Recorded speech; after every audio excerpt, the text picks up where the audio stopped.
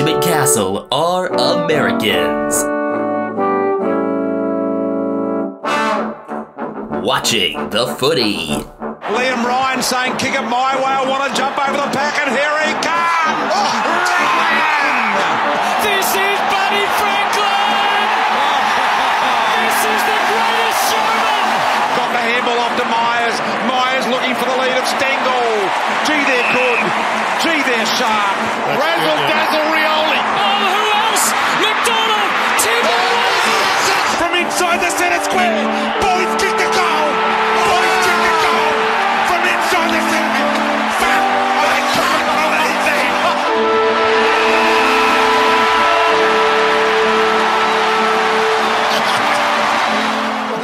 that. Good time of day wherever you may be, whenever you may be. You know, like any dumb time travel movie. Where are we? Or when are we? Yes, this is episode 173 of Americans Watching the Footy. We are recording this early on Monday, May 27th. I'm Ethan Castle. I'm Benjamin Castle. We're both in South San Francisco. After our next episode, we're usually not going to be in the same place for a while. So I guess I can make it official on here. I'm moving to San Diego on Thursday. I will be starting a Master's in Education and Teaching Credential program at the University of San Diego a week from today. But you're not going to be in a master debate program? I thought that was your thing. I think this episode may set the record for shortest amount of time before we say something that gets us demonetized, even though I don't think we're monetized on YouTube at all. Not enough subscribers yet. But if we were, I think we'd already be demonetized. I don't think there was really much of a theme to this round, other than that it was Sir Doug Nicholls round 2. I don't think of much of a theme other than that once again most games were a Victorian team against a non-Victorian team, but not as heavily as the prior round. That spread kind of makes sense given every team gets a home game during these two rounds, and you had a couple games at least, once again, the final two games of the round, where it was two teams with indigenous names playing against each other. What other teams? Other than that, I mean, it just seemed like it was just the cool uniforms. I mean, it seemed like just a pretty average round in terms of the mix of close games and blowouts and stuff. I think 6 teams scoring between 72 and 78 is notable. I guess the same game had both the highest and lowest score of the round. We had another draw. Wow, spoiler alert. And not much else in terms of, like, a theme. I mean, it doesn't have to have a theme. Well, the Swans won again. I got to this conclusion last week, if not sooner. There is a clear, far and away best team right now, and it's the Swans. And then there's a whole bunch of teams that could be anywhere from, like, I don't know, 2nd to 12th-ish. Couple of teams that are kind of between that group and the very bottom, and then there's a very bottom. But I did say that the Bulldogs on their best day could beat the Swans, and if not for a bunch of injuries, they might have actually gotten this done. Western Bulldogs 12-16-88, defeated by Sydney 16-6-102. Bulldogs led this game at the half by 4, and then the injuries did start to settle in. They had started early. They had started much earlier. I think the effects you started really feeling. Well, Anthony Scott made his season debut and then got hurt, like, within 2 minutes. And that's how Riley Sanders got in, and he was a late change in the first place. Yeah, he was only brought into the 23 because James O'Donnell was sick. Then Aaron Naughton hurt his knee in a Lewis Melican tackle. It's a moderate grade MCL injury, and it'll keep him out 4 to 6 weeks at this point. So came off decently well given the circumstances. I thought in the moment, like, ooh, that's an ACL, and I think a lot of people did. So Naughton was ruled out mid-second quarter. Bulldogs still managed to grab the lead back a couple times. Well, we also had one of the dumbest calls we've seen all year. You know, Chad Warner telling the umpire to look at the replay is apparently 50. I mean, Mark Keane got called for that as well. I know, but this was really bad. We saw it called a couple times last year. It's bullshit. But honestly, the Dogs were playing pretty well, and then losing the guy who has been your best player in the last 2.5 weeks, and I think was probably to this point in the game, at least the Dogs' best, if not the best player, was Ed Richards, who I believe also got concussed. Yeah, he was another concussion. He collided with Ollie Florin. Once that happened, they were done. Swans proceeded to win the third quarter 5-1, and that was really that. The Dogs did make it kind of interesting for a minute late. They got it down to 8 points, and then Latham Vandermeer got hit with a really soft 50 for a late spoil attempt. Still, though, that would have the Bulldogs would have required another kick. I don't think that in itself... No, it put the game officially out of reach when it was already mostly out of reach. This was not a well-umpired game either way. For the first 2.5 quarters favored the Dogs, then it favored the Swans. It was bad all around. Largely evened out, question mark? I guess. It's too bad just because the actual football was really good. And as someone who's rarely had positive things to say about the Dogs in losses, considering the circumstances and what they were without, they did a damn good job. And then just ended up, Chad Warner dominated the third quarter. He was the best player. He got all 10 coaches' votes. That's not a surprise. Well, when you score 4 goals and get 3 assists as well, that's kind of going to put you as a shoe-in, and then seeing the 25 disposals next to his name as well, that kind of seals it up. It was look, when it's not Heaney, it's Warner, and vice versa. I noticed something, and I've noticed this before with Warner. He runs so upright. It's not a good thing or a bad thing, it's just a thing, but I don't mind it because it's easy to tell when he's doing something. What, differentiating him from Heaney? Just differentiating him from everyone else. Also, it's still weird getting used to him with the short hair. Was it like dyed for, or just kind of a bigger mop of hair, kind of Big Bird-like because he's got decent curls? Now I think he buzzed it and now it's growing back a tad, but yeah, it's not nearly as distinctive as it used to be. So you do have to just look for his running a lot. The thing in which I was most interested once the injuries really set in for the Bulldogs was seeing if Tim English could do enough to claw things back against Grundy. And the answer was Grundy just had a boiling hot final 3 quarters. And that was a very intentional choice of words because he was literally fucking steaming during the post-game interview. Yeah, I'm not sure if that was if it was smoke, if it was steam. Why is there smoke coming out of your oven, Seymour? That isn't smoke. It's steam. Steam from the steam Grundys we're having. Steam Grundys. Yeah, Tim English just hasn't been up to the same form he was the prior 2 seasons. And it was very similar to how Grundy beat Mark Pittonet 6 days earlier, where first quarter he struggled and then he just took over. Clearly, Grundy is very good at adjusting in-game, learning how to stop opponents from getting front position. The new rules have definitely helped him this year where he's allowed to use his other arm to a greater extent in terms of trying to block the other ruck out if he still ends up contesting the hit out. That's opened up just a lot of more creative ruck play this year in general, and I think Grundy was the one that we saw take advantage of it from literally the very start. Thinking back to the first game of the year against Max Gawn, I think right now it might actually be the ex-Demons teammates as your top 2 for All-Australian candidacy. And it's a year where they could both get in. You know, there's been a lot of talk about Gawn being the best ruckman. I think the only guy you could consider against him is Grundy, and then Kieran Briggs hasn't been as good as last year, but he's been sharp. But I think Grundy's the one that you can put in that conversation right now. Other observations from this game, the main one I have, I think you can make a case every single week if you're doing Brownlow votes. Justin McInerney gets the 1 vote. He's like almost always close to the 3rd best player for the Swans, or at least in that conversation. It's a weird sort of spot to be in, but there are so many players who can rise above him, and he's never one to take the spotlight. But he's not been consistently really solid. Yes, it's just not the style of game he plays. It's always going to be Warner or Heaney or maybe Golden getting the greatest attention, having the biggest performance in terms of the eye test and the stat sheet. One of Golden's best games as well, gained over 500 meters and a great rover. He's been opened up a lot more as a rover and starting a lot more out of the back this year with the move of Heaney to the middle. And damn, he's such a clean player. I can't remember what it was about. I'm going to have to listen to it later, but Mel Brooks and Carl Reiter had a thing called The Third Best Poet.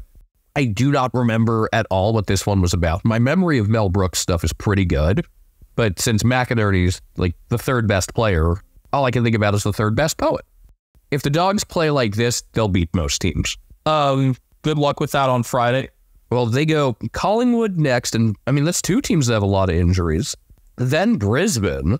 So this was the first of their 5 games in a row at Marvel, because that Collingwood game is a Marvel home game. I know next year it's a Collingwood home game at Marvel. Yeah, I think they got 2 of them. Against the Eagles, it makes sense, but against another Victorian team, it's very weird. Yeah, the Pies are considering selling that one of their Marvel games next year to the Gold Coast and setting up a hub there. Like at People First? That would be it. This is something that's emerged this past week. I'm surprised you didn't see it. I did see someone joking about how, like selling games, which would be really funny. Really funny for Collingwood to do it in particular. And yes, I mean, that's something you think of the Saints doing. And losing out on 30,000 fans in the process. At this point, fuck it. Just come here to America. Yes. Collingwood versus the Orange team in America. Because, I mean, the Orange team is the one that's been talked about the most for America. Honestly, if you've got the Adelaide Oval curators doing stuff for the T20 World Cup, then put a footy game at Eisenhower Park. I'm just also thinking about the NFL Global Markets Program. Who is assigned to Australia for that? The Rams, also the Eagles. I was going to say the Eagles make sense because of Mailata. Do the Eagles play the Rams in 26? They do not play in the next couple years at SoFi. They play at SoFi this year. But yeah, my guess is that game Australia is going to get is going to be Rams-Cardinals. Because I think it's going to be two West Coast teams.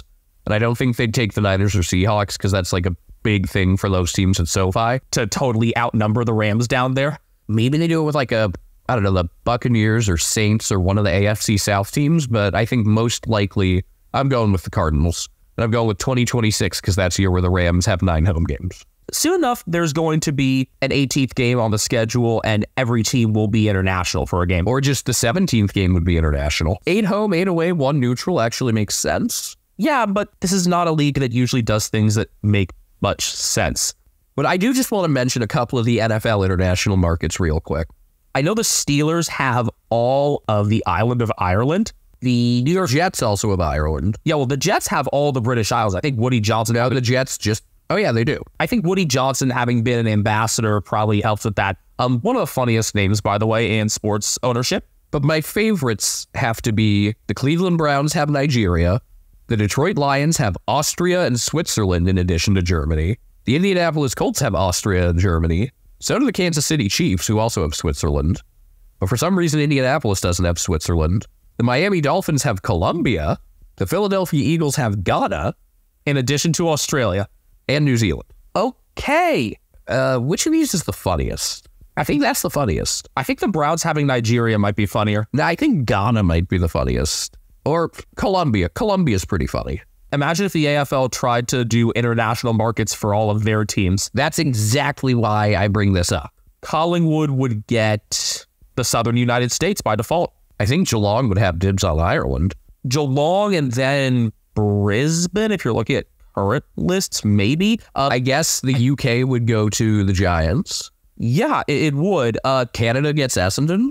Essendon, or because of Mike Pike, Sydney. They could share it. Collingwood would have to get the U.S. And probably share that with a couple others. Honestly, Freo might get a good U.S. share just because it seems like we just know a lot of Freo fans. Who's born in Egypt? One of the Crows? James Borlase, but also Mac Andrew. Yeah, well, it's totally different circumstances. Splitting up by region, like who would get North Africa? Would they just have to split that between like Port and Hawthorne or something like that? For the sake of Alir and CJ? Or I mean, just play based on players' heritage? Because in that case, I think Geelong would have to get... Well, Kolajashny is what? Lithuanian? So that's another one. Geelong gets the former Soviet republics. Yes, just all of them except Russia. That would be funny. And then give Collingwood Russia because Oleg Markov. I don't know if he's even Russian. Belarusian, I think. Okay, perfect. You give him Russia and Belarus. New Zealand, I think, would have to be split between Melbourne and St Kilda.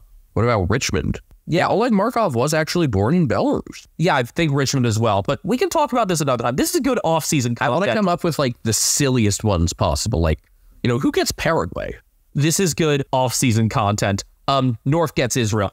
Oh, yeah, I guess for the She's God and Kassad Goldstein was there. And the colors fit. It was a draw. Both the teams were even. That's 3 this year. 3, and we aren't even halfway through. Is this just going to be the year of the draw? I almost don't want more draws because when it becomes too common, it loses what makes it special. But I do want the game that I predicted earlier to be a draw, that being Port at Gold Coast. Well, the more draws we have, the more likely extra time will be. Yeah, whereas I think when draws are rare enough, people are just more okay with them. Fremantle 11-9-75, drew with Collingwood 10-15-75 with about, 5 minutes left even. 4 minutes, I'd say. This did not look like a game where we'd even consider having to have the Barrackville Singers tune at the ready. Collingwood led this game by 25 on multiple occasions in the fourth.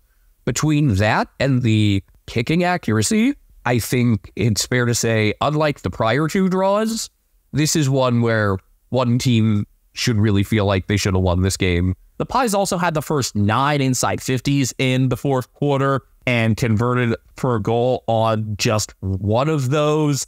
Then, of course, there's the question about letter versus spirit of the law, the umpiring again. Interesting what happens when the shoe is on the other foot, because this was 6 days later that Collingwood fans are complaining about an umpire going literally by the book to make a call. This was when Lachie Sullivan gave the ball to Nick Dacos instead of Matthew Nichols, and Sean Darcy gets the free kick. Still then, though, it's a 13-point game with 6:18 left. So I want to talk about this call for a sec. Kind of have to.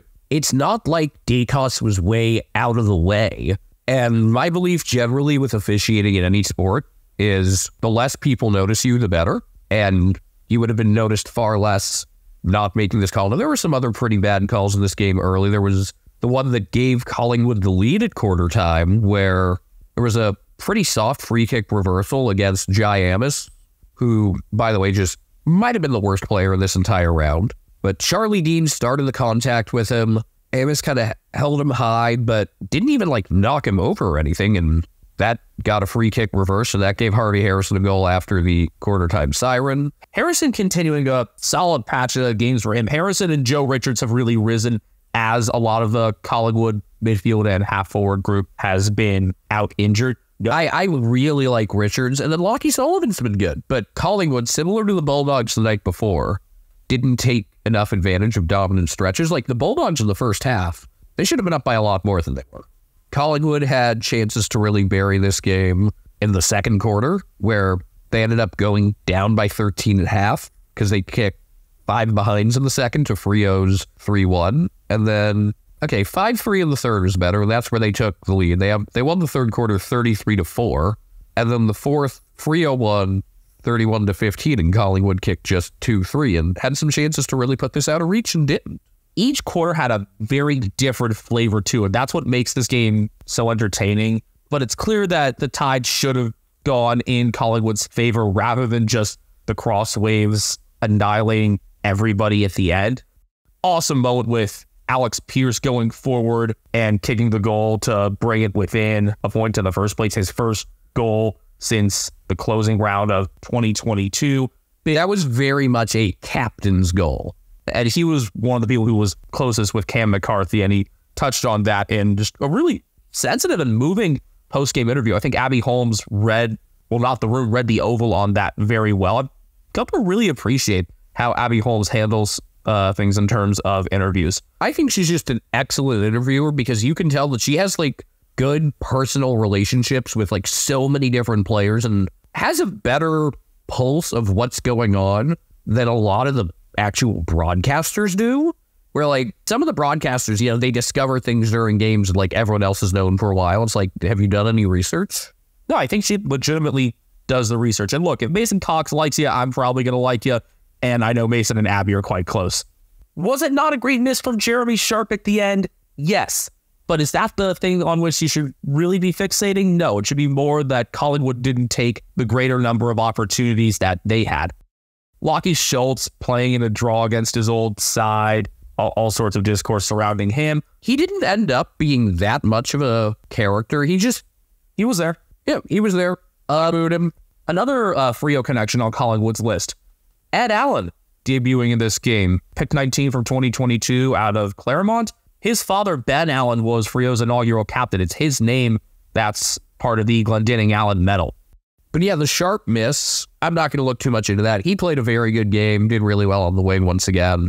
It's taken a couple months for some teams to start realizing, oh yeah, he just mans the boundary nearly the entire time, and we utilized his speed really well in that process. And we've probably got to put one of our faster players out there with him, and I think Collingwood managed to do that a bit more throughout the game. And in general, I think Frio's become a bit more predictable, or is it that more teams are countering their strikes? Because we aren't seeing the same sort of midfield dominance from them. Yes, Jordan Clark had another excellent game, but they didn't get as many clean passages from the back.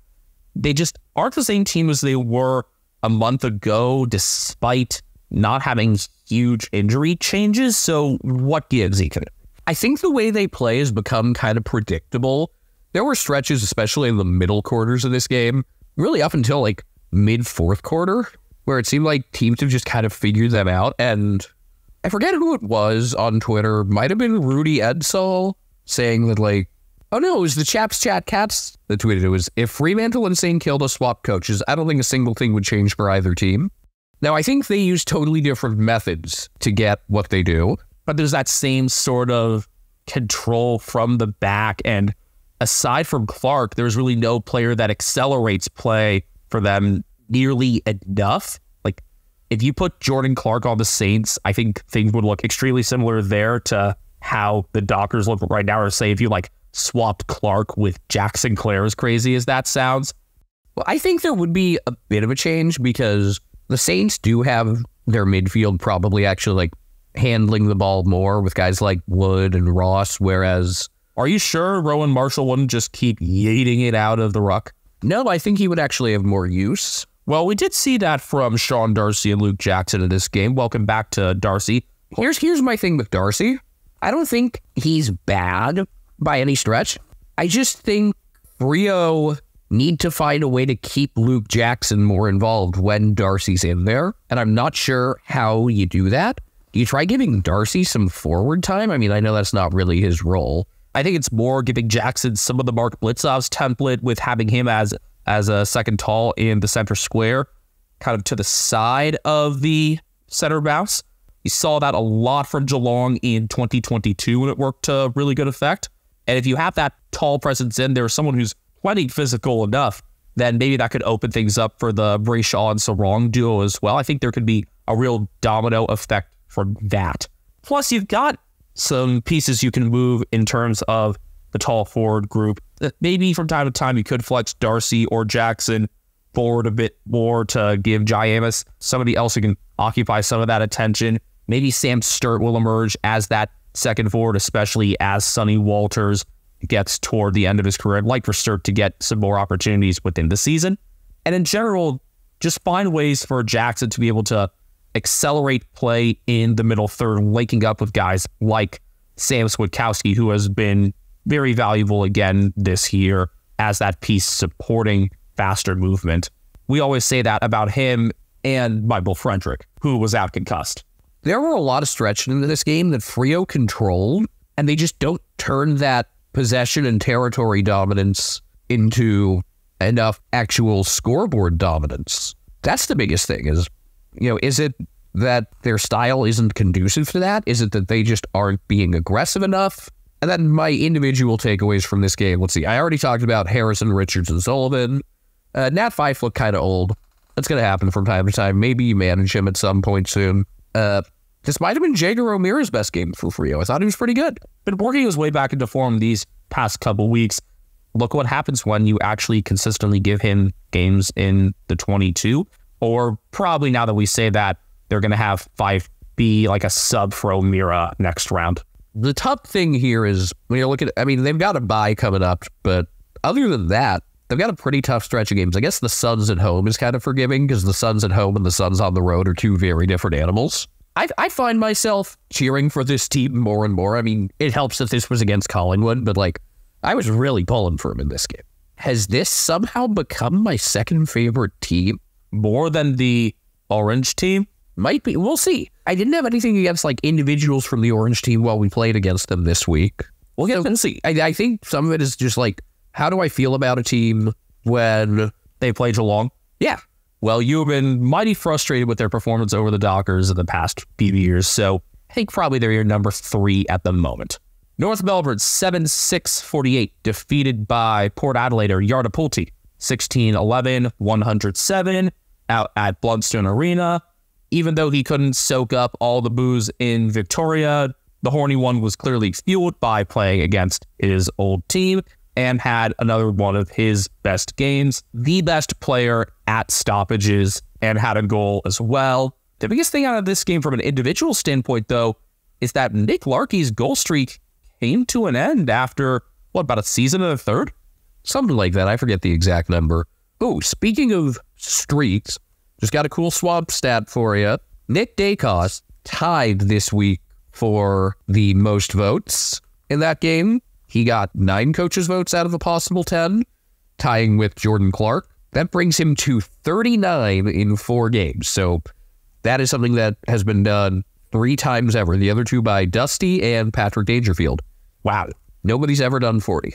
Larkey's streak was 29, which is exactly half what the longest streak was then. I guess that's now at 59? Yeah, based on the time. Charlie Curnow extended his to 59 in the next game. So we'll talk about that soon enough. But Ethan, was there any reason in particular why Larkey didn't kick a goal in this game? I mean, it's not like Port's defense has some real stars other than Alir. Alir didn't get that matchup, though. Esava Radagulated, this might be the best game Esava's played in his career. It's definitely the best game he's played this year. No fuck-ups on the goal line. No, he actually marked the ball on the right side of the goal line. He lost an early 1v1 to Larkey, who missed the shot, and after that, he just shut him down. That was the one spot in this game where Port wasn't just they're just kind of better all around. They were, that was the one spot with, obvious dominance in a position group, and I was just really impressed. And I've been pretty critical of Esava at times. I've talked about, kind of the Esava experience. You're going to get some pretty nice marks. You might have some head-scratcher decisions with the ball or at the goal line. Might give away a bunch of frees. He wasn't giving away frees in this game. He just outplayed him. He just kicked his ass. We came, we saw, we kicked its ass. Larkey had one more chance right near the end of the game, but couldn't get it done either. He got away from him for a bit of a lead. Yeah, and at that point, I don't think Radaglia was really all that interested. It was all right, game's over, let's go home. The streak continues. North have allowed 100 every game, but also they still remain the only team without a goalless quarter. They scored 3 in the first quarter, 1 in each of the middle 2, and 2 in the last. This is the first time, I believe, ever in VFL AFL history that the last team to not have a goalless quarter is a winless team. North will beat West Coast in one of their meetings. I don't know. I think they're more likely to beat Richmond, but I wouldn't rule it out. North should get 2 wins. Especially, the game at Marvel against the Eagles, or is it in Tasmania? Wherever it is they play the Eagles that's not Perth, I like their chance. This really was the Esava and Horny one game. Yeah, Horn Francis was just really good on clearances. He had 10 of them. Other than that, Zach Butters kicked a couple goals, started well, but didn't do anything amazing. I thought Travis Boak was pretty good. He's a pretty physical mark. He also has now kicked 10 behinds for the season. Is that the most of anyone without a goal? I think it has to be. I believe so. This is like a reverse Darcy Fort. Who has kicked the most goals this season without a behind? That'll be a question for Swamp. And then North, Tristan Jerry was solid. That's just kind of the story of the season. It's Jerry, it's Sheasel, it's LDU, it's Zach Fisher getting a bunch of the ball.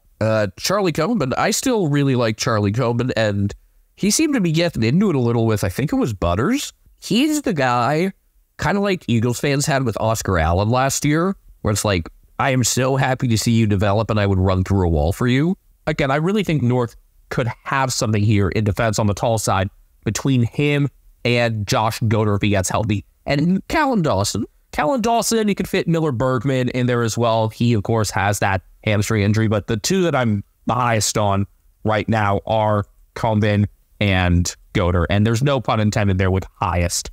Luke McDonald was pretty good. Probably his best game. He didn't have any terrible kicks that I can think of. I think we just kind of forget with his usually awful field kicking that he's still a pretty competent one-on-one, especially as he gets toward the end of his career. So North have capable defensive stoppers. It's just they get bombarded with entries, and there's so little that they can do in the midfield to prevent fast rebounds. That's what's putting them under the pump so much. So it's a weird sort of situation there when you've got the physicality in the midfield, but they can't really many rebounds, or maybe it's just teams being able to exploit them on the outside a little more. Haven't seen all that much out of their wings this year. Think about how we've been waiting for Dylan Stevens to really do something, go off in a game.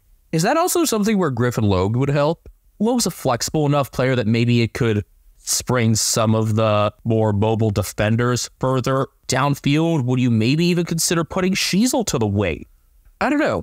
Not much else here. Just one team's a lot better than the other. It is what it is. It is what it is. Carlton 15-12, 102, defeated Gold Coast 11-7-73. Told you they'd cover. What was it, 16.5? Something like that. Or maybe it was 15.5. Either way, I would have taken any bet there, and they could have won this game by a lot more, considering the level of territorial dominance. Did not expect them to just beat the shit out of the Suns in the middle. No, but Patrick Cripps was just the contested ball that we know he could beat, and Elijah Hollins definitely had some fire in this one as well, just playing against his old team who let him walk over to be with his brother for pretty much nothing. Not like he wasn't valued, it's just, we're the Suns. This is just kind of what we do. But yeah, Rowell and Anderson were held very quiet. I do love Matt Rowell's stat line for this game because it's just tackles. 15 disposals, 15 tackles. It's like, this was probably the worst game he's played in a lot of respects. And he's still just tackling everything to make up for it. Like, how could you not love this guy? Okay, equal disposals to tackles. So this is not a Tom Powell game. Or like Will Graham's had a couple. I guess, yeah. The Suns were not very good here. Tom DeConing got the better of Jared Witz.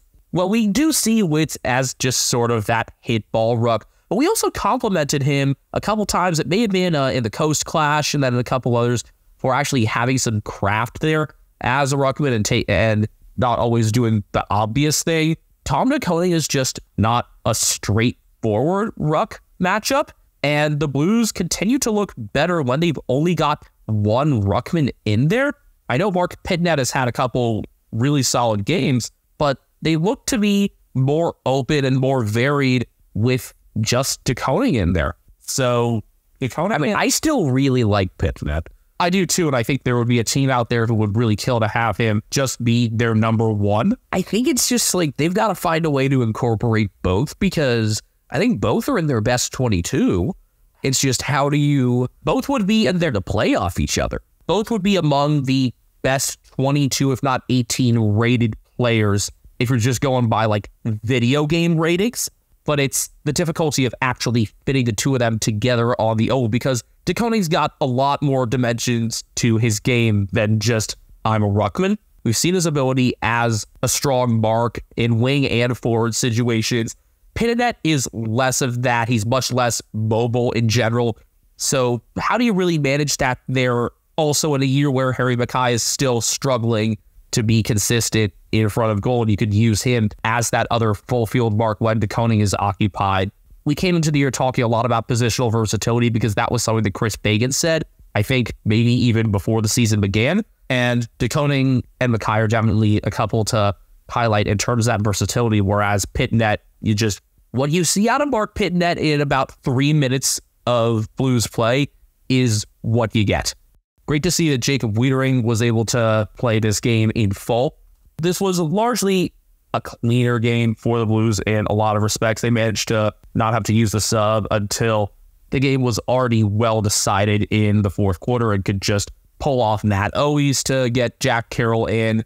I think, though, we got to start talking about Mac Andrew, because this guy legitimately helped quiet Charlie Curnow for more than a half and caused the Blues to actually try to change things up in the forward 50. Like, what, Mac Andrew has this ability?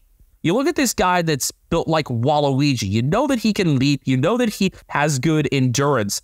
But actually being able to quiet a Coleman medalist, that's not something I knew Mac Andrew had in him quite yet. And he does already. Yes, Curnow still managed to do some good work at ground level and ended up kicking 4 goals for. Yes, Zach Williams managed to get the better of other matchups and kick a career high for himself. But my biggest takeaway from this game in the Carlton 4-50 is still, damn, Mac Andrew can legitimately match up against a top goal kicker. Yeah, Curnow got a couple of his goals when Mac wasn't on him. Yeah, it was Charlie Ballard who ended up shifting on him. And I know in the beginning, they tried to switch the matchups up from time to time, switch between Andrew and Collins. Andrew was the right guy to go with there, though. He was excellent. You didn't know he had this in him at this point. What, 30 games or so into his career? I think this was 29th, they were saying? No, I just thought, yes, he has a height advantage, but, he's facing Geodude. We nicknamed him Rocky, or you did, rather, a few weeks back. I think the title of that episode was Rocky Curnow. So let's continue to watch Mac Andrew here over these next few weeks to see if he can do this consistently. I guess the next move is put him up against Peter Wright and then Max King. This could be fun. Crack's knuckles. All right. As you know, I am a proud hater. You're a proud hater of the Blues. But they played a really good game top to bottom. I was very impressed. They had so many different players that I liked.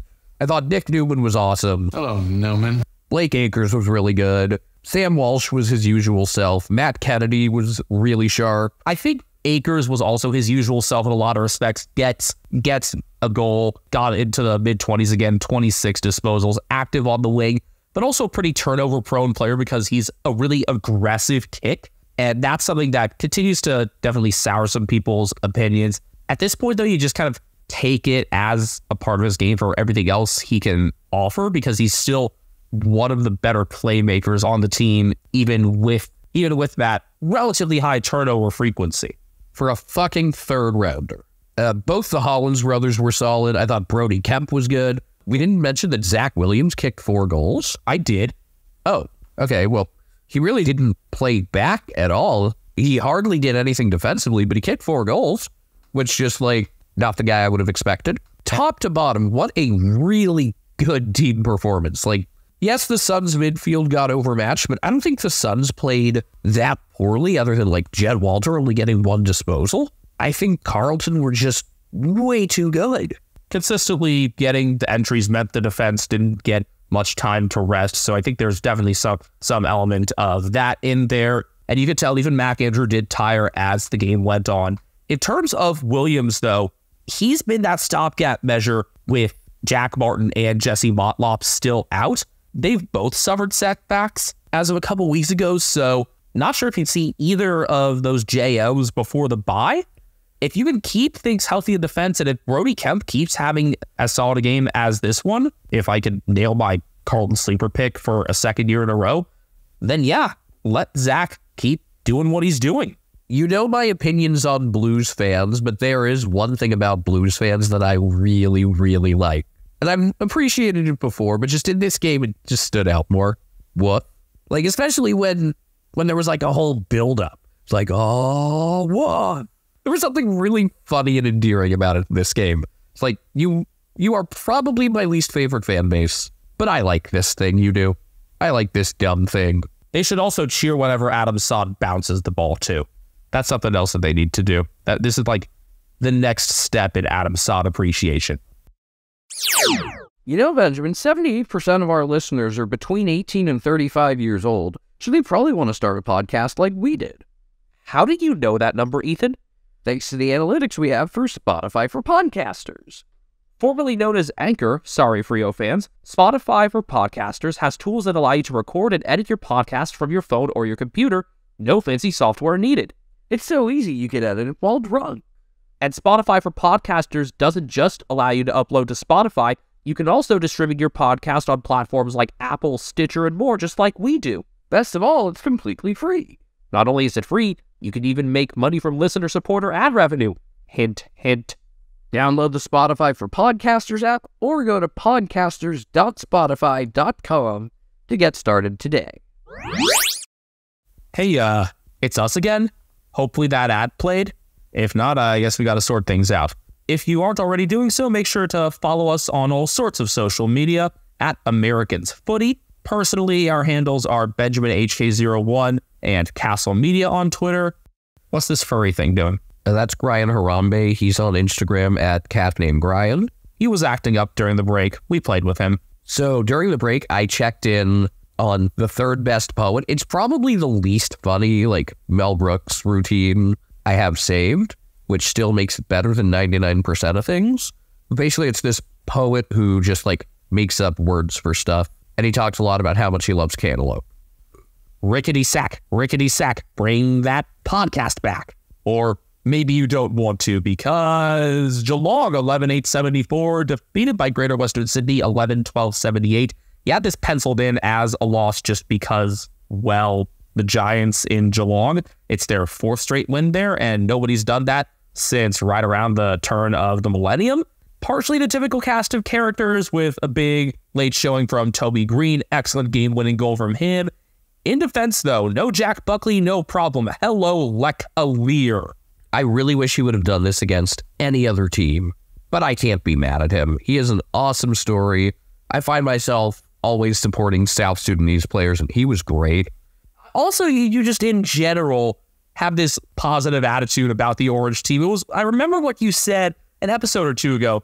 Seeing Geelong, seeing your team lose to the Giants, you're mad for a second, but then you remember, oh wait, they've got this amazing song and so much about them is fun that you really can't stay mad for long, even though Geelong definitely had some clear shortcomings in this game. In a lot of ways, this was your typical Geelong loss. Bad second quarter, start the third poorly as well, get back into it. Except this time they actually did take the lead for a moment, but Harry Perryman's fingertip made sure that they only took the lead by a point.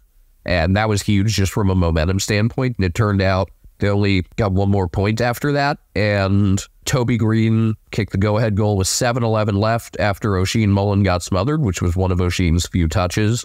They only had like 8 for the game. You know, I was a big advocate for him getting another game, and unfortunately he just didn't play very well. My thing is, I can defend decisions that look fine and then work out poorly. Like giving Mullen another game. Yeah. I wasn't a fan of, for example, making Jack Bowes the sub. I was okay with it because he had played, such a good first quarter and then kind of fizzled out the week before. But I would have made Ollie Dempsey the sub, and Dempsey didn't really show up until the fourth. So he kind of acted like a sub then. Mitch Hardy should have been in there. He had 37 disposals in the VFL. Watch him still not get in even. I think now he's got to. And yet, because Mark O'Connor and Brandon Parfit weren't in, watch one of those be ahead of him with Jai Clark being suspended. Oh, and also Mark Blitzobs. Good thing Toby Conway's still healthy, and oh boy, Reece Stanley. Honestly, Blitzobs hasn't been that great this year, and after thinking about it, who could probably do some of the Blitzobs stuff? As weird as this sounds. Shannon Neal. No, a player that I've actually been quite critical of, Jack Henry. So Jack Henry was one of the biggest reasons that they were in this hole in the first place, down 19 at half after losing the second quarter 41-8. I was thinking at this point, all right, we're going to give up 100 for the fourth time in 5 games, and then they only allowed 3 goals in the second half, and 2 of them were very early. Settled things down, got it back to 13 by the end of the third quarter, and then had on the pressure in the fourth and couldn't capitalize. It wasn't so much inaccurate kicking. They kicked 2-3 for the quarter. It's that they just dumb decisions inside 50 and poor execution. Like, as much as he was better in this game, Tom Hawkins kicked a couple goals, which was very nice, and he showed that he's not completely finished. Maybe at the end of the year. Also, he now has a goal song, It's Wagon Wheel. So even if Bruce Reville hardly scores, there's hope for Hira and for Hawkins. But he was kind of like deep in the pocket and decided to try to kick it completely across the face to Shannon Neal, and the only one who had a shot at it was Lek Alir. So that was just stupid. And it was that, and then Max Holmes, who had a great game, just running in and deciding to blast one, was really stupid as well. Anyway, I started blasting. Bang! Bang! And that missed on the full. Those were probably the 2 best squandered chances. And then in the final minutes, Lek Alir had a couple of great intercept marks. I mean, he had been good all game, but he was great down the stretch, filling in for Jack Buckley.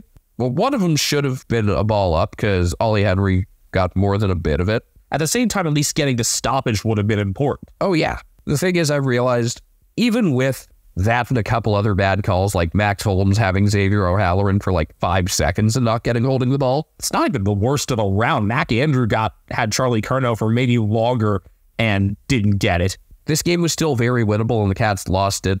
And a good team, instead of focusing on the umpiring, will focus on how terrible the second quarter was, even with Steven Cornelio going down injured during that stretch. The one who really turned on for the Giants that I didn't necessarily expect, maybe not in terms of a ball-moving standpoint, but in terms of pressure, was Ryan Angwit. First game of the year, I think it was 7 tackles for him.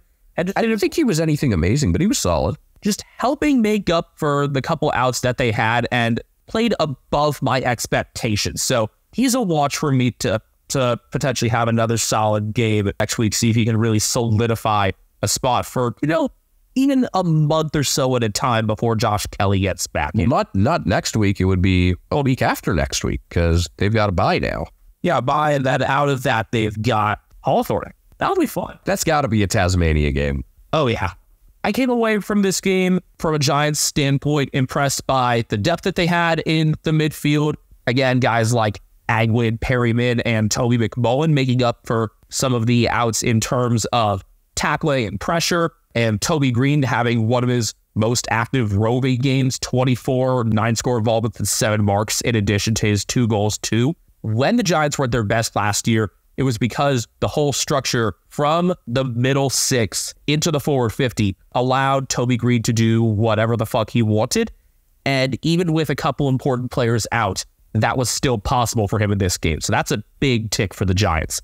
But yeah, another awful second quarter from Geelong, and then bad fourth quarter decision-making was what decided this game, because there were stretches where, from I'd say late in the third until probably like 7-ish minutes left when Toby got the go-ahead goal, or maybe 8 minutes left, maybe like a minute before, what it looked like it could have actually been a cat's whip. Not just that, it was just like one of the best sustained forward pressure sequences I've seen out of this club all year, and it sucks that it didn't come with the scoreboard results that it deserved. You even had stretches where, like, the Giants would try to get it out, and you would end up getting an intercept mark around midfield because the whole defense had pressed forward, where, like, either DeConing or Jack Henry would get an intercept mark. But yeah, Henry's one-on-one defending was still very bad, so he was kind of trying to make up for his own mess, just like Mitch Duncan playing well late after getting crushed in the midfield early. It was a lot of guys that were trying to clean up their own messes, and I still would rather see O'Sullivan in there as a one-on-one defender. I do think Jack Henry's definitely one of our better defenders as a kick and handball. He's actually a pretty good ball mover, even though he doesn't have that body type, and maybe that's where his future really should be. Well, maybe we could see a glimpse of that if Chris Scott, as he should be, is open to trying out some new things against Richmond this coming week. You've got Blitzovs and Clark both out. Those suspensions have been accepted. It would seem like Hardy and O'Sullivan are good candidates to bring in, but I could also totally see Brandon Parfit coming in ahead of Hardy. The way the midfield played, I would definitely just get Parfit in there altogether. I mean, I would be taking O'Sheen out, and I would just give O'Sheen a bunch of time in the twos instead of yank him back and forth, because that's just not good for someone's development. I know Mitch Duncan was rested for Gold Coast. What would you do with him? I don't know. He's one that I think of as part of this sort of predicament of, like, I'd rather see the young guys struggle. It's like, if he's not playing well, I really don't think he needs to be in there. So add that to the group of changes there, along with Holmes being more inside, which he was somewhat in this game. How else would you shake things up? I mean, looking at the outs, I would probably take Shannon Neal out, which is tough, but he just needs to become a better mark. Everything else he's doing really well. Probably if he's good to go, get Gary Rowan back in, or I wouldn't be too bothered if Neal stays in. Most of what I'd change is more tactical and philosophical than personnel. For example, instead of having Jeremy Cameron kind of drop into the midfield, I'd keep him forward as a target when I could, and I'd try to get Brad Close more into the middle, because when Brad Close gets involved, you score. And I think also just having Cameron there as a forward target gives the defense something else to worry about there, and then it's easier to kick it in. And Hawkins would be less occupied as well. So there's a chain reaction there that I could understand. And the more Brad Close touches the ball, the better the Cats usually are. That's not just usually, that's like always the case, I think. And then philosophically, what are you going to do? Move away from Nietzsche's nihilism? My belief is just, if you're going to struggle, I'd rather have the kids struggle than the old guys. Oh, so it's not quite yet Geelong is dead, Geelong remains dead, and we have killed him. No. Although I think it's becoming clear that this team has done a good job of beating up on the lesser teams, and other than the win over Carlton and maybe Brisbane, possibly Adelaide, if you throw them into that category, just hasn't beaten a lot of the better teams that you're going to be jostling with. And it gives off the vibe of a team that makes finals and then doesn't really do much there. Schedule gets much more friendly soon. Richmond this week, I think the Tigers are going to be let them in for a letdown off of Dreamtime. At Sydney before the bye, that's not good. Carlton at the G again after the bye, that's not good. And then it softens up a lot. Now, Richmond is dead and remains dead. And ACLs have killed. Wait a minute. They only lost by 2 goals. Richmond 10-14-74, defeated by Essendon 12-14-86 in the 20th Dreamtime game. I wouldn't say 20th Dreamtime at the G because, well, they've had 2 elsewhere. And it sounds like the women are going to have a Dreamtime game in Darwin this coming year, which is awesome. I support it. Thinking back to how fun it was when the AFL had the game there, and even the one in Perth, I would love to find a way to have one Dreamtime game at the G and one elsewhere each year, and maybe that would require them playing in back-to-back weeks in each of the Sir Doug Nicholls rounds. I don't know how you'd be able to really pull that off. What, Richmond and Essendon playing in both? Yeah, or I guess you could just incorporate the other teams in there and have them rotate through. Because, like, the celebration in Perth was awesome, and I wish the games at the G would have some more of that, like the music after goals and stuff and the dancers and everything. And the one at Darwin was just really cool because you can tell it meant a lot to a lot of people. But this is a game that teams get up for, and I'm not surprised that Richmond hung in it and didn't get embarrassed. I'm a little surprised they kept it as close as they did. Admittedly, this is a game I did not watch very closely, and am, as soon as we're done recording, going to go do that. Let me give you what I got from a casual, mostly just pissed about Geelong standpoint. Dusty looked pretty good. I would say Dusty was probably my polished third pick. Cue all the turning back the clock posts and everything like that. He legitimately looked like he was 4 or 5 years younger in this game, more willing to actually win those round balls and make good on them. His aggression is something from which a lot of teams could learn, especially his own, in order to make up for how many players they're down right now. We always say every team can pressure. We saw more of that from Richmond in this game, and not surprisingly, it ended up working out a lot better for that. A lot of goal-for-goal stretches. Didn't ever look completely hopeless, out of reach. No, this is like, if you're a Richmond supporter, you can be proud of this effort. And I believe Adam Uze gave a similar message to that.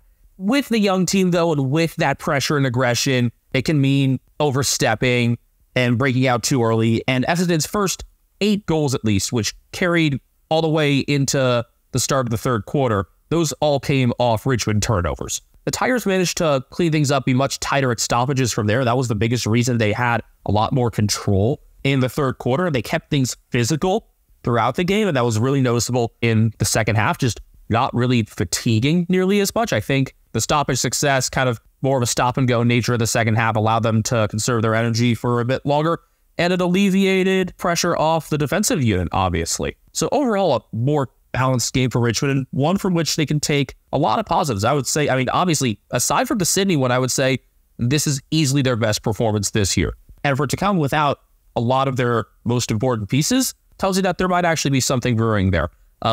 Unfortunately, they lost another player to an ACL in the twos, that being Tyler Young. Also, Shea Bolton's going to miss this next week with a concussion. Kind of took a knee to the back of the neck area-ish from Mike Helty-Lafau, who just looks like a natural out there. Still, he's easily like the coolest story on this team. I'm impressed that we spent this long at the start of the game talking about Richmond rather than Essendon.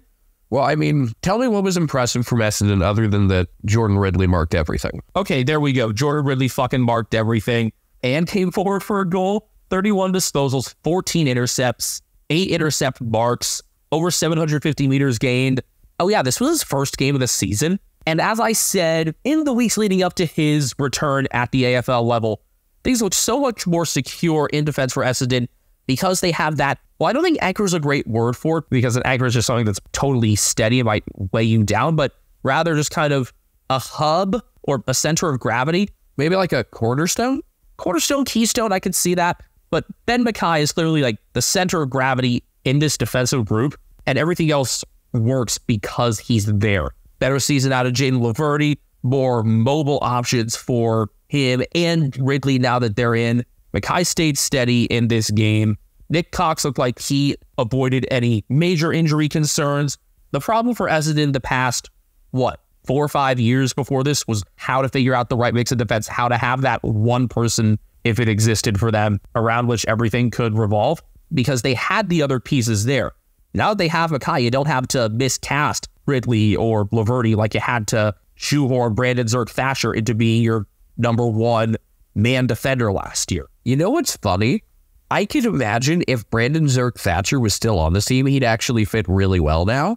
Because, well, look at he wouldn't have to be a tall defender. He could just do, like, the role he's supposed to be in. Well, it's largely worked for him at Port, so that makes sense. And look at what happened when Alir was out there. He reverted to the Brandon Zerk-Thatcher that we knew from last year, just completely miscast. Even then, he didn't play as poorly, which, give him credit. But yeah, it's a role thing. It's exactly how you would have wanted Ben Mackay to fit in if you're Essendon. And so far, they've got it. Now, obviously, you don't want to see what it's like with versus without him, but you got to be prepared for that. Did he get hurt? No, just you got to be prepared for that contingency plan. I guess maybe Cox would be more of a central. Ooh, I guess now that I think about it, there's a 50-50 chance he will get hurt. Or suspended. Let's hope suspended. There's a 50-50 chance because one of him or Harry, something will happen to them this round. What if it was just a problem with Ben being at North and it's actually two of them? No. I think possibly there was like a split in the universe. Do we have a Mackay multiverse? Yeah, where like there was one, but then there was a split and now there's two. I don't know all the time travel, multiple personality things, all the proper terminology, but maybe there was like a weird 10th Doctor's hand style regeneration where suddenly it became possible for two of them to exist at the same time. Maybe this is like a Harry Potter thing. Neither can live while the other survives. Well, Barry, have fun figuring out who you're playing for in 2 weeks' time. This is now what I'm going to pay the most attention to this coming round. What's going to happen to Barry? I'm Barry! Hawthorn 15-10-100 defeating Brisbane 10-15-75. It's the 5th straight head-to-head win for the Hawks. All of them in home games. 2 in Tasmania, 2 at the MCG, and now 1 at Marvel. So the script just completely flipped now in terms of Lions' successes and failures at certain venues because they've won at the G, they lost at Marvel, and they lost their first 3 at the Gabba. They're what, 1-3 or no, 2-3 at the Gabba? 2-3. Still though, they've played, 5 home games out of 11, and 1's neutral with the gather round. I didn't think we'd be able to work the sound in today. Oh, we can always fit in. Not wrong. We can always fit in the gather round. So my knowledge of this game, I'm just going to start with this, and then I'm going to have you answer my questions. I know it was 27-9 after a quarter because I saw that the Hawks by mistake had posted their 3-quarter time graphic, and then I knew they were up like something like 93-69 late because I had tried post-it note on the screen to cover up the score and it just ain't thick enough. I know you mentioned Mobby or Chol. I'm going to assume if the Hawks won this game, just their midfield was really good. In particular, Brian Myers' friend, James Warple. He, by and large, beat Lachie Neale and Jared Berry and Josh Dunkley. 9 clearances and 2 assists for himself.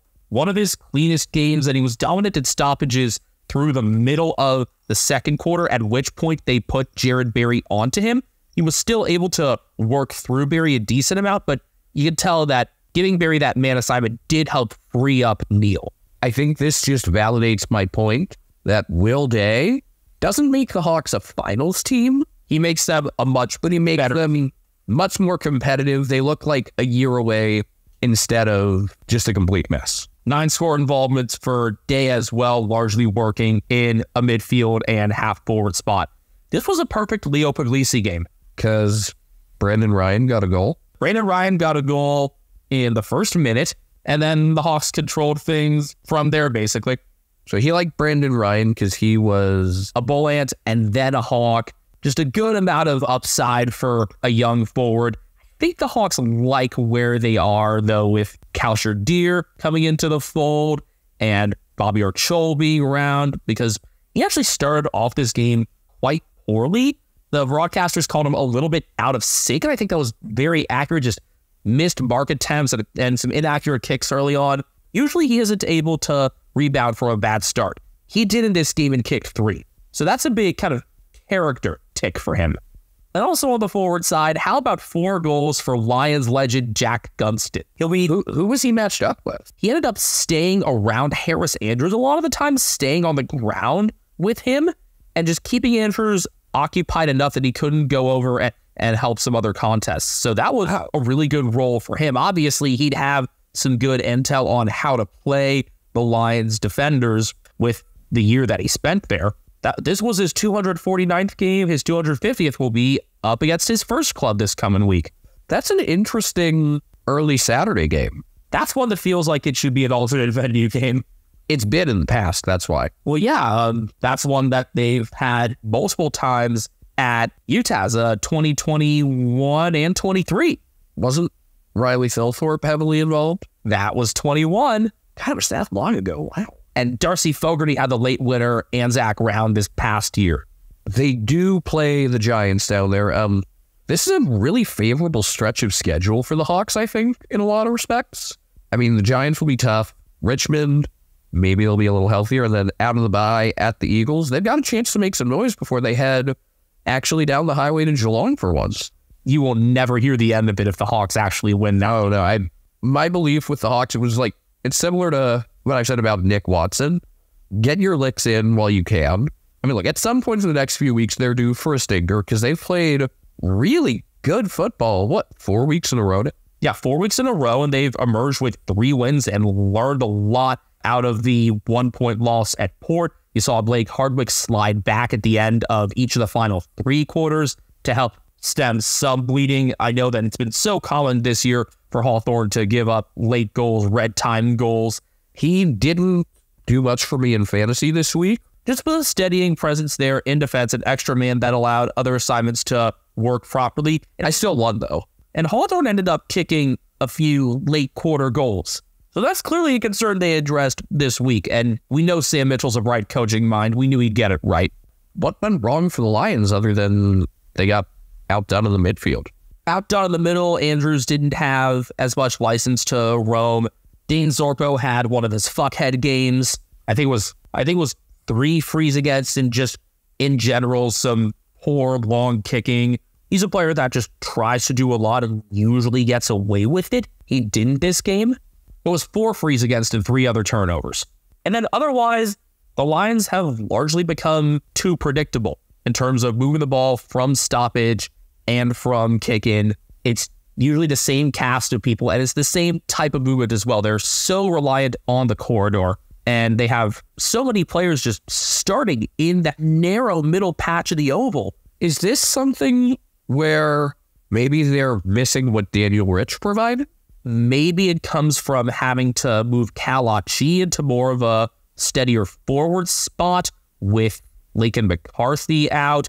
Maybe they could be freed up a bit now that Zach Bailey's back in. He did get on the end of a couple of nice ones.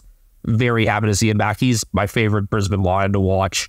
But they need to find a solution on the wing. They need to be confident enough to put somebody out there that can really accelerate their outside movement. And it's more than just Hugh McCluggage being an outside mid. I can think of a couple young players who could probably do stuff like that. Who? Well, maybe Bruce Reville in stints because he's got the long kicking ability, just maybe hasn't built up his endurance at the AFL level yet. And the other is someone they're without this week. I want to see Shadow Brain get steady wing time along with Harry Sharp. Shadow Brain is 1-0-1. The Lions are now 0-1, omitting him. I wish I had thought of this like right when they posted their final score graphic. I posted it like hours later, like that's what you get for omitting Shadow Brain or something. My point is relevant. His nickname should be Pinky, right? Yeah. Or Medulla Oblongata. Oh, speaking of dumb nicknames, Hayden McLean, because he's number 2, is Dosa, and not like D-O-S-A, D-O-S-S-A. So maybe it could even be Dosa, but I think it's Dosa. He's not a giant crepe that's often too big for your plate. What about, there's those burgers with like the giant cheese skirt thingy? Yeah, it's from like Squeeze In Napa. Yeah, look up Squeeze In cheese skirt. Or yes, the Indiana pork tenderloin is another funny one. That's what I was just looking up. I know. Oh my goodness, the squeeze burger. It's Sacramento. There's one in Sacramento, one in Napa. Yeah, you'll be going on 80 this weekend. Yeah, I am actually not going to be watching either of our Saturday, your Sunday games live because I'm going to a wedding. It's the first one I've ever been to. It's funny. I like to tell people that, I've never been to a wedding and I've only been to 2 funerals. In my world, nobody dies and nobody ever gets married. Everything is static. Is this 17-776? Also, poor tackling from Brisbane was really noticeable in the first half. That's another big issue for them. I know of another team that had poor tackling issues. It was the day before against the Giants. There was one where Mitch Duncan was it O'Halloran? I forget who.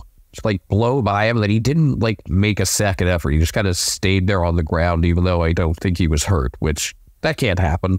Ooh, I should have mentioned this earlier. A couple of that can't happen moments in the Geelong game. Sam DeConing takes a mark and then just immediately tries to handball for no reason. And Jake Riccardi steals it and has this long kick that ends up bouncing back for a goal. Did I mention Jake Riccardi had a really good game? I don't know if I did, but it's not to the level of Jack Lukosius, but he kicked 4-1 and was just all over the middle. Even if he didn't have that many touches, I think he got credited with 11 disposals. I thought he was really good. Yeah, there were a few of those that can't happen moments between Zorko and a few other poor tackling efforts. Maybe those are moments where I could use my line that I've made up. Yes? So dumb he'd fail a prostate exam. That could be instead of a yo mama joke, your dad's so dumb he failed a prostate exam. My mama's so poor she walks down the road with one shoe. And if you ask her if she lost a shoe, she says, no, I found one. Let's see, let me try to find...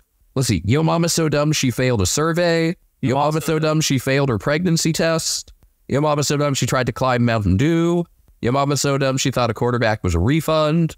Here's the other big thing that went in Hawthorn's favor. Ridiculous set shot accuracy. Middle of the fourth quarter, there was something like 11-1 from set shots. Wow, that's something this team has struggled with so much. Now, that said, they were due for positive regression. I said for a while, it shouldn't be this bad.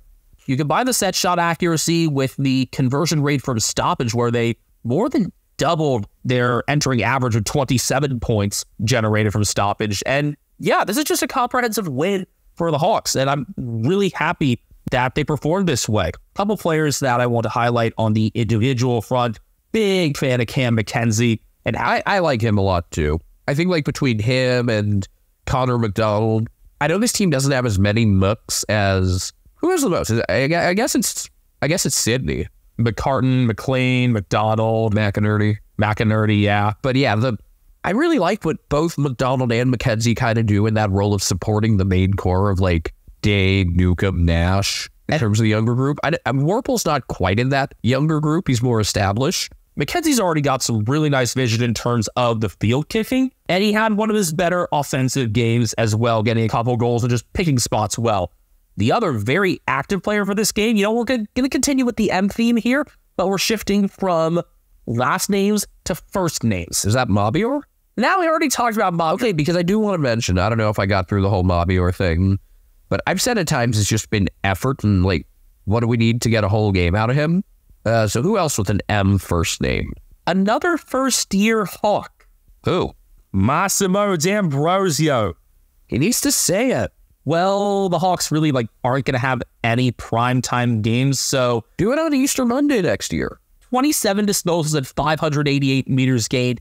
D'Ambrosio at Essendon was steadily an outside player with time mostly spent at halfback, but we saw that he was productive when he managed to sneak forward on a few occasions.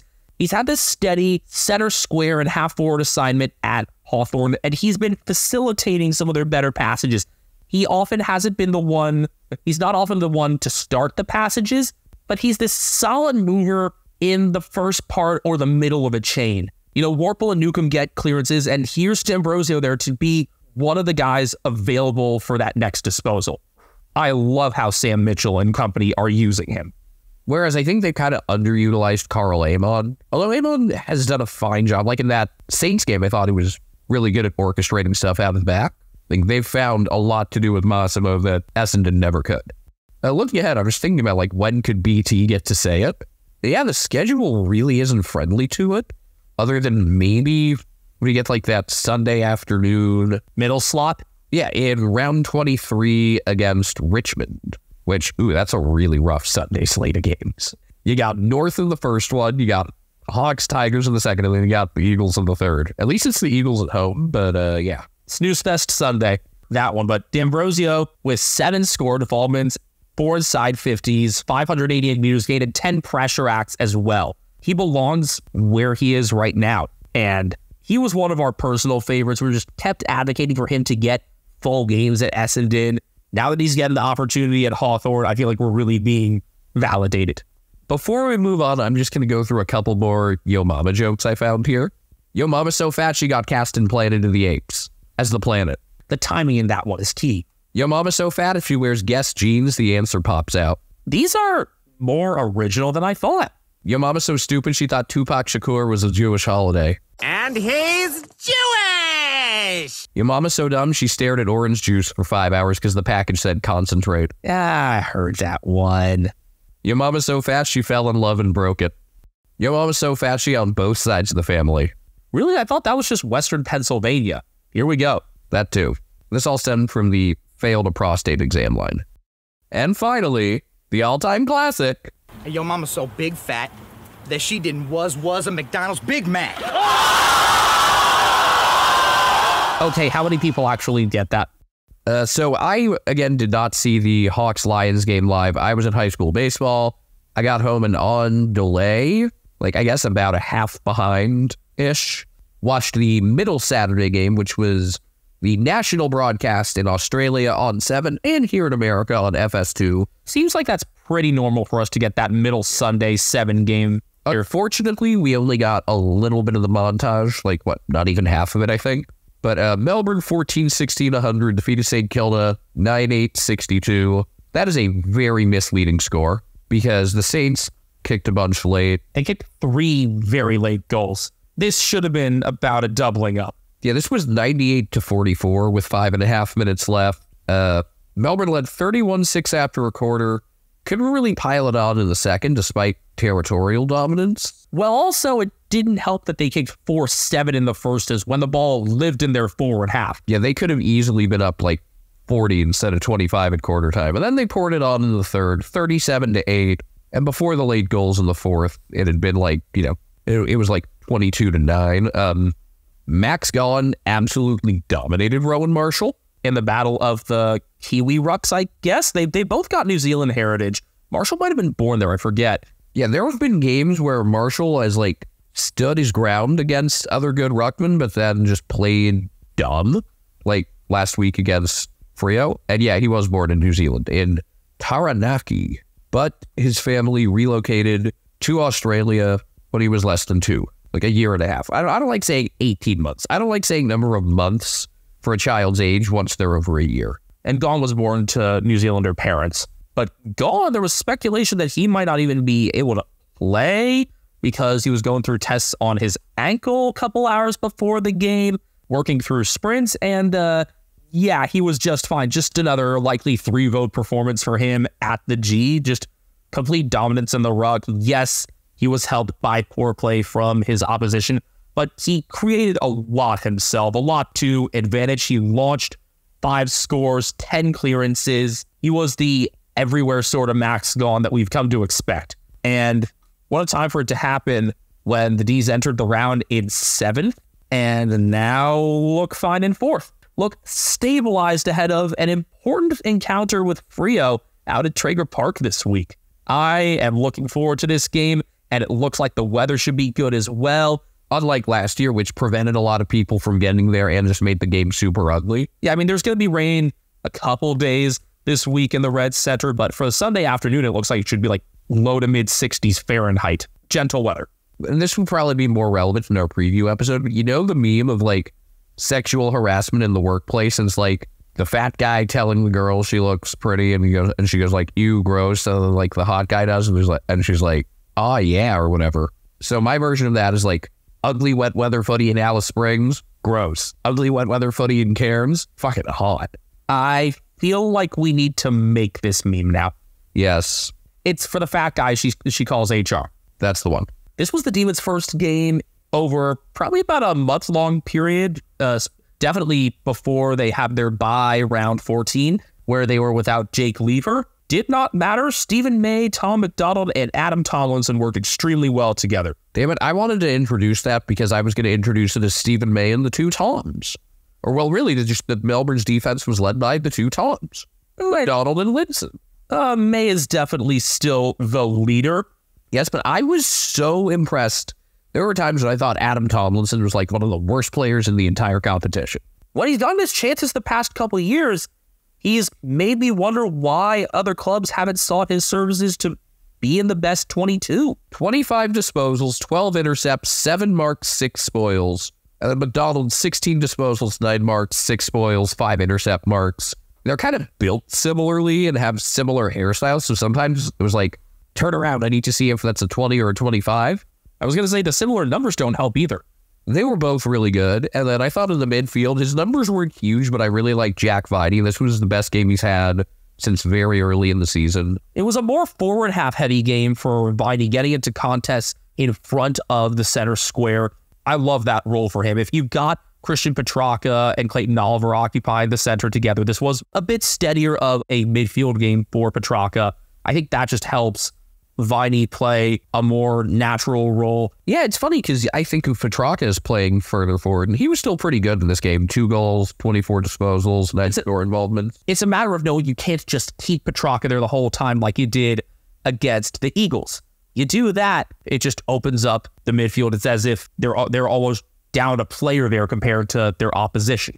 And it's unfortunate that it happened against his old club, but Jack Billings getting omitted was the right call because he just hasn't been playing well. And when I saw that, I thought of one sort of obscure Key and Peele clip that I think could be used as a meme way more. Earlier in the sketch, but I know what you're talking about. It's the Albanians at the end of the Macedonian Cafe. Good this season, my friends!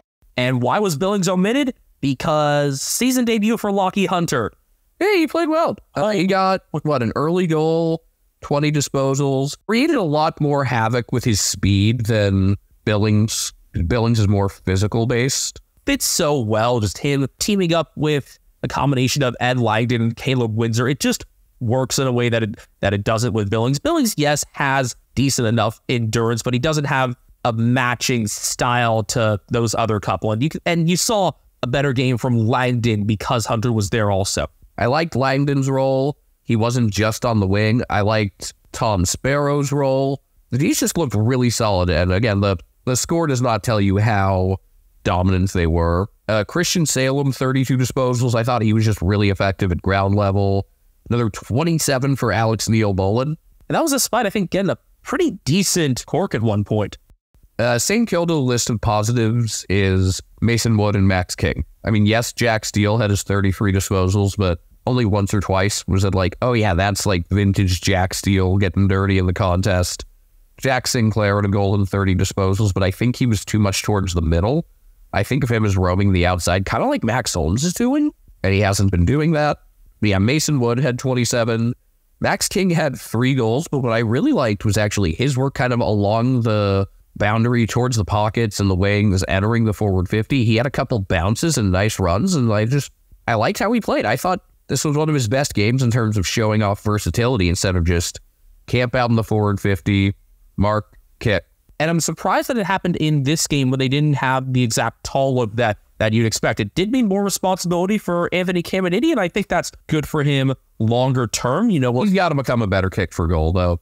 But I've always known that the King twins have had this ability. You've seen it more from Ben, especially before he tore his ACL a couple years back, where he was this pretty mobile, tall forward, getting some half-forward time, having some runs and actual bounces. I'm glad that they're utilizing Max in this way. I just wasn't sure if it was the right time to unleash that or just the right mix of forwards. I just have so many questions about these Ross Lions Saints in general. I rarely find the game where I'm completely satisfied. They are in 15th. They are 3-8.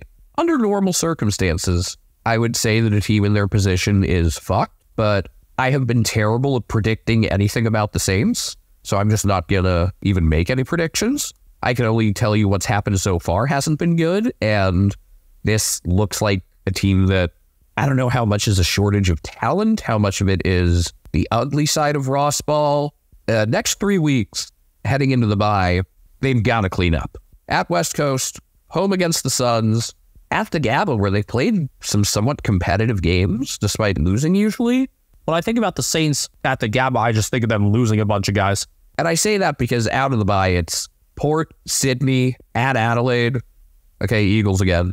Essendon, Lions again. You don't clean up all three in this stretch, you're done. No, they have to win 2 of the 3 at least. I think they probably need to win all 3, but even at 5-9, I wouldn't rule them out just because I can't get a read on this team. And Adelaide, 21-11, 137. West Coast showed up. Well, they were physically there. I don't think they did much, but they were there. 5-8-38, Harley Reid played his heart out again. Tom Barris and Jeremy McGovern prevented this from being maybe a 200-point showing for the Crows. It was a pretty balanced effort in terms of Adelaide. There are very few positives for West Coast. I'm amazed that it happened this week. After potentially building up some momentum from that win against the D's, maybe finally being able to show something on the road. Oh, never mind at all. And this was with Elliot Yeo back in. What the fuck? Yeah, I thought, just like looking at this game on paper, I thought, okay, this can be, they're not going to win, but they could compete, make things interesting. And instead, maybe this was this is what the Crows are capable of game. Was it some of that, or was it just the Eagles were that bad? I think there was a strong combination of both. The Eagles decided, oh yeah, we're going to man up on Matt Crouch at the start and let Jordan Dawson run more freely. Jordan Dawson is such an accurate long kick. It's amazing that the Swans are as good as they are after basically letting him go for nothing. But I think Dawson had a dozen touches in the first before they moved more onto him. He still ended up with 32 total, got loose in the second half, kicked a couple goals, assisted on a couple more. No surprise, it's Jordan Dawson cleaning up against lesser opposition. Granted, Matt Crouch has been able to clean up at stoppages as well. I was just disappointed with the overall stoppage effort from the Eagles, aside from one Tim Kelly. The list of positives of this game for the Eagles, because you do this a lot. Tim Kelly, Elliot Yeo, the typical McGovern and Barris duo in defense. Harley Reid took another hanger over Jack Darling. And less expected, the best game we've seen at least this year, if not overall, out of Campbell Chesser. Continuing with an outside job for him. If he can keep doing that, and it can allow Ruben Jinby to stay more inside, I can see some actual best 18 and 22 development there, because the outside's what's been really lacking for the Eagles. Campbell Chesser sounds like a name of someone who was involved in the early development of the Massachusetts Bay Colony. But yeah, you told me early on that, like, yeah, I might sleep through the second half of this, and I thought, pick your clips. Sweet Lincoln's mullet. What is just an ordinary, oh my God, Squidward, jumping jellyfish. You've got options. I checked the score, and it was 46-2. I think we actually used very early on. I used the normal West Coast Eagles, oh my goodness thing. So I think that's a pretty appropriate one here. So let's try it again here. What? It's just the West Coast Eagles playing on Sun. Oh my goodness, Simo! Wow. Here's the Eagles thing. Good or bad? Good. There was a telethon auction in West Australia. A private lunch with Harley Reid and Nick Naitanui sold for $110,000. But yeah, I didn't watch this game. I'm not going to. You don't really need to. I mean, if you want to see Chase Jones kick 3 goals, that's something, because he entered the game with 2, I think 19 for his career. The Eagles had a lot of the ball in the forward time early on, and yet trailed 46-2. Yeah, Crows kicked goals on their first 3 inside 50s, and then Crouch started working through the tag, and this was before they'd switched over to Dawson, and it led to the Eagles having how many disposals in the first half? 113. That's not a lot. It got to a point that the load management of Jake Soligo could have almost been considered a victory cigar sub. I think this was something that was planned out longer ago, and so I probably just weren't going to pull the plug as soon. Yeah, I was thinking like maybe third quarter, 3-quarter time. The plan was probably, if nobody's injured and we're up comfortably will make this switch, and it worked itself out to happen sooner. Oh, I got another reason for you to watch this game. Because Harry Schoenberg played? Yeah, do we have any new responses? No, I haven't thought of anyone else to ask lately. But he got a goal, right? Yes, and an assist and 7 marks. Just welcome back. There's actually a spot for him. Good. I think over the past couple of years, we kept wondering if he and Jake Saligo can coexist. The answer is yes. They aren't the exact same sort of player. Saligo's got the greater burst, the greater sprint speed. Saligo's got to be the most improved Crow this year, yeah? I think, or maybe Michael Lady. I think those are your 2 clear candidates. I would say Saligo. As Josh Worrell's another candidate, he just hasn't been healthy.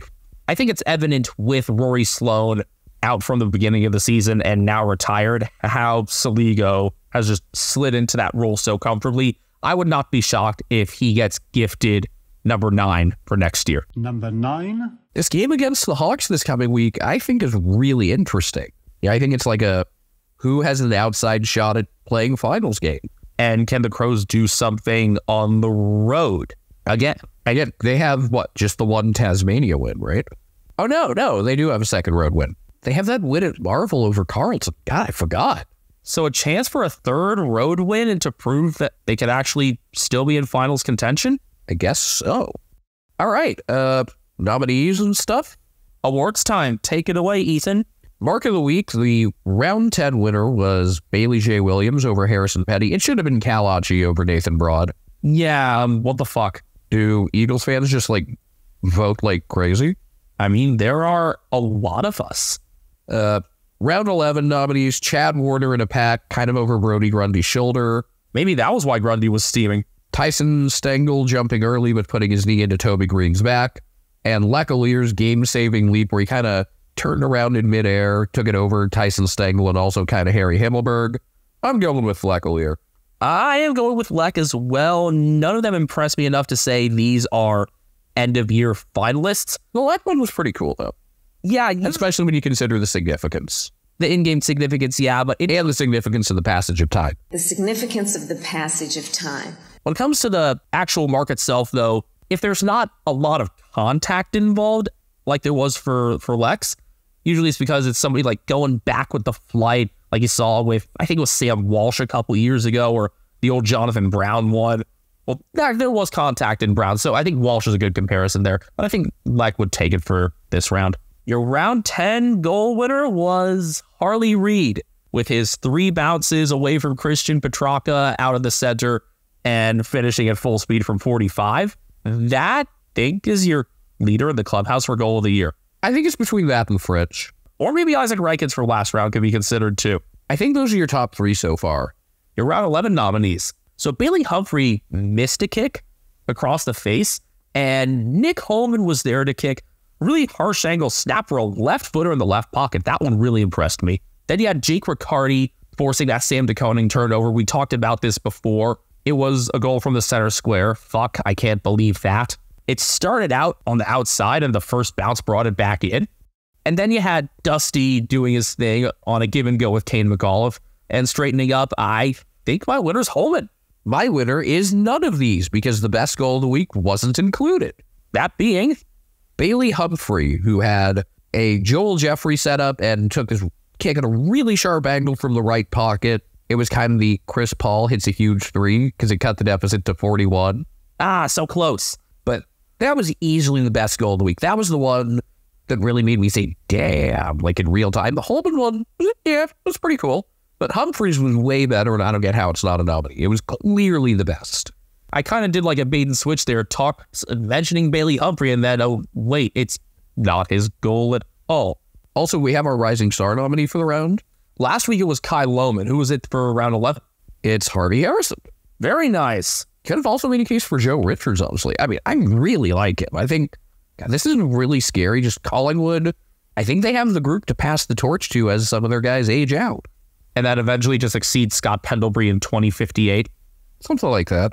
People thought Tom Brady would play forever. People think LeBron will play forever. It's Pendlebury. Your round 10 main character was Isaac Reichen, and people are still talking about it now, running too far. Did you know 24 is a bigger number than 15? 24.2, in fact. Like, people seem to fail to understand this. But it's a matter of letter versus spirit of the law and how... Yeah, this was obvious. You know, if it was like 17 or 18, okay. But no, this was not. It's part of an ongoing discussion about letter versus spirit of the law in terms of holding the ball and the thing with giving it to the umpire right away. I think it fits into that context. Speaking of which, we got to make Matthew Nichols one of our nominees for round 11 because he was the umpire who paid that time-wasting free kick against Lockie Sullivan. By the rules, yes. Do we see that called a lot of the time? Not as much. Again, I said this earlier, your goal as an umpire should be to be noticed as little as possible. So you don't think the call should have been made? Correct. So in other words... There are obvious time-wasting calls to be made. That was not one of them. So in other words, Collingwood did deserve to win. No, because you also had the terrible call in the first quarter against Jai Amos, who, I don't know if we ever mentioned just how poorly he kicked in this game. He's got something wrong. I don't know if it's a mental block or just his form is bad, but he's got to get it figured out. By the way, gotta mention, I was 9 for 9 this round. I was 8 for 9. What did I miss? Did you miss Hawthorn? Yes. I thought Marvel would have offset it. Your other nominees, aside from Nichols, Lecalier being the game saver in defense and also soaking up the attention afterwards, was taking so many selfies and signing so many things that an employee of the Giants had to come and grab him and say, hey, we got to do the song. I have no qualms with him being awesome. I just hate that it's at Geelong's expense. And then Saturday night, Jordan Ridley picking up the Ayukin Award after being everywhere in defense in his first game of the season. That's your third and last nominee. We're going to leave it up to the voters. I think Nichols is going to show strongly here. I know you, Ethan, would probably prefer Leck. Yeah, I think just as an individual story, he's one that you're thinking about more like in the days after. Well, you're also not a Collingwood fan. No, I know, but just like in terms of which person like made a name for themselves, it was him. This round and the next few weeks, we're going to have 3 episodes a week as they're going to be shorter because these are bye rounds. That extra episode will be progress reports for the clubs on byes because we shouldn't stop talking about you because your season isn't done, and just in general, we like covering all 18 clubs. Well, one of the teams that has a bye this week, their season's done. I mean, their season was done before round 1. Hey, that rhymes. Yeah, it's kind of like the Seth Davis Sharpie tweet, like on the opening tip-off, or like the Mets, here's the first pitch, and the season's over. That was kind of North. But yes, no North this week. No Lions, and no New South Wales. Weird to have them both off at the same time. Yeah, the way this is going to work, there's going to be 4 teams this round. Then 2 6-6, just like last week. And it factoring in King's birthday is the big reason there, because he got Collingwood and Melbourne on that round of 14 bye after King's birthday. But you'll hear from us then. Some final in-person episodes for us for a bit, so we will enjoy that natural back and forth. Until then, I'm at BenjaminHK01. He's at Castle Media. Brian is on Instagram at CatNamedGryan, and he's currently cleaning his face. We are all at Americans Footy, and I'm gonna go up the tickly buck de boom and start editing this. Oh yeah, it is Memorial Day, so a toast. To the troops. All the troops. Both sides. It would be really funny if I showed up at like a Memorial Day thing and did the poem and the lest we forget. It's like, oops, sorry, wrong country.